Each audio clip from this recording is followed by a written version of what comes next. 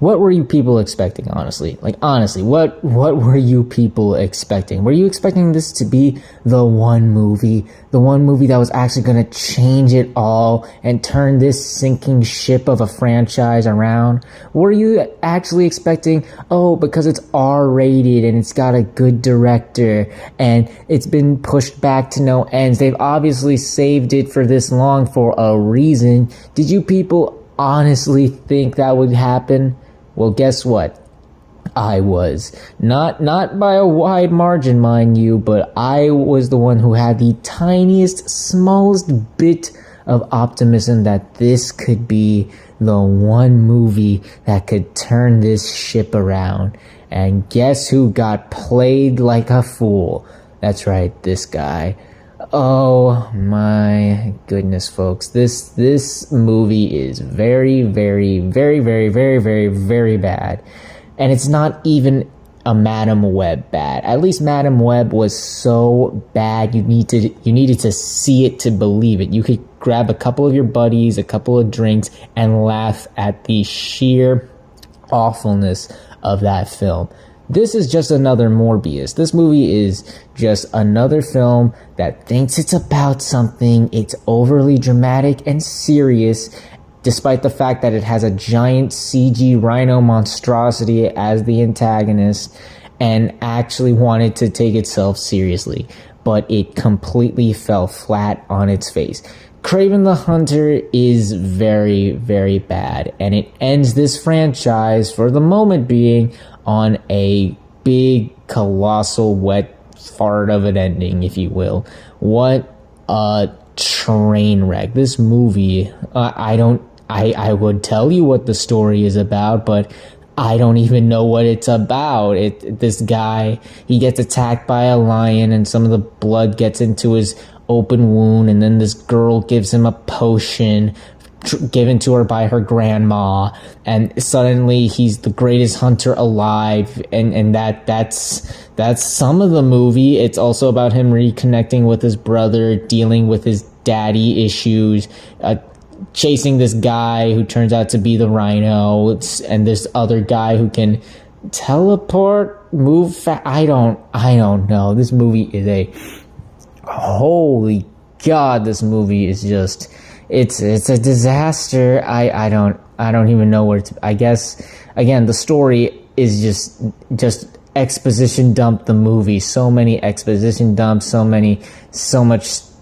overly dramatic moments that, despite the fact that this is based off of a Spider-Man villain, wants to be more than what its premise desires. It wants to be about, I guess, toxic masculinity, poaching, the dangers of poaching, maybe daddy issues. I get it. It jumbles all of these ideas and themes into the film, but it doesn't know which one wants to be the main theme, because it's got all these different characters and subplots and all of these conjecting ideas, and they want to incorporate it into this one movie, but it doesn't flow or mesh together because again, there's just way too much stuff going on. It's over jumbled and a bunch of nonsense. The acting in this movie, I was astonished, because we got quite a cast here. Ariana DeBose, Aaron Taylor Johnson, Russell Crowe.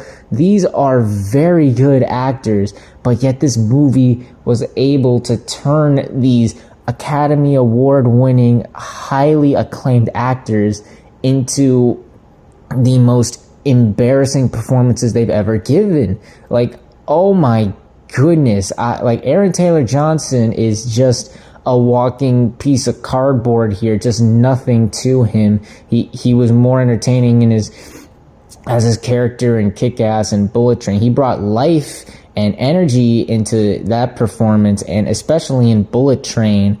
But here, again, he's just stoic and stern and stilted. Ariana DeBose, I love Ariana DeBose, even in the worst movies I've seen her in, you know, Disney's Wish, Argyle. She still brings the energy, and she looks like she's going to bring that to Love Hurts, which comes out in I believe February. But here, oh my goodness, just makes her look so bad. She got it the worst out of everybody. I felt so bad for her. I hope she gets like a new agent or something, because oh boy, these past couple movies, again, Love Hurts looks good, and Russell Crowe is just putting on this really cartoonishly over the top Russian accent to fit his really cartoonishly over the top evil dad character. He's so cartoonishly evil, you really can't take him seriously as a major threat, and he's giving it his all, and he's trying to bring something here, but the movie's just making him look worse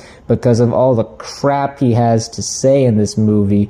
The villains are weak. I really didn't care about them. I didn't really get their motivation or their overall plan. Did they even have a plan or something? I don't know. There's another villain who's in here for some reason. I guess he's another Spider-Man villain that nobody knows, but he's there too, and he's so pointless. If you took him out the movie, nothing would change. He serves very little, very much nothing to this movie.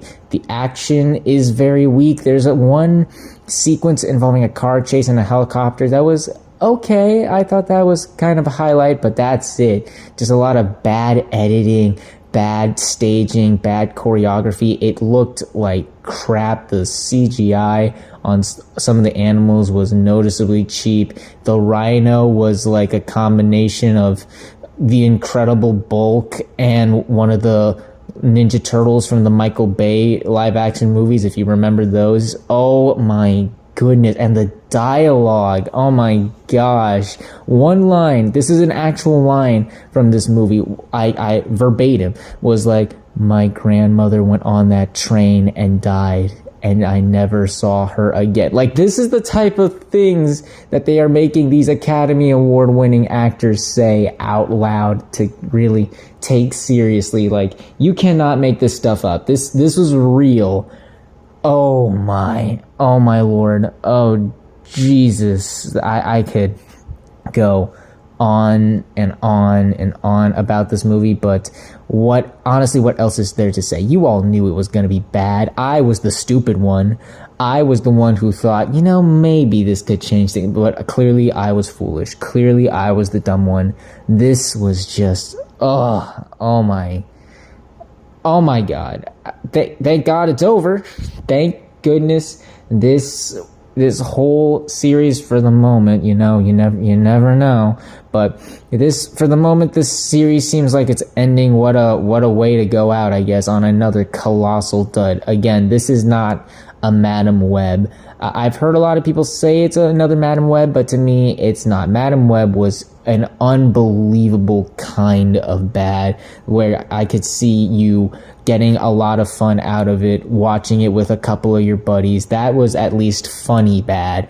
This, again, is just another Morbius, another really bad movie that thinks it's trying to be something more than it is, and it is just not that. I don't know what else to say. This movie sucked. It sucked hard. Do not go see this movie this holiday season. You'd honestly better be off watching Gladiator. At least that was a movie, and at least that had some good action sequences, and it had Denzel Washington in it. This doesn't even have any of that. It was able to turn a lot of these actors that I would say, hey, at least the movie has this guy in it, but turn them into some of the worst actors imaginable. And it's not their fault. It's the way they were directed and the way their characters were written. Oh my goodness. I do not recommend this movie. One of the worst movies of the year by far. Do not see this movie. It's garbage. I hated it. But what did you think if you were one of the unfortunate souls who saw this movie like I did? Did you hate it less than I did? Did you hate it as much as I did? Comment down below and let me know. If you like this video, hit the like button. If you like this channel, hit the subscribe button. Follow me on all those social media links right there. And until next time, everyone, stay sharp.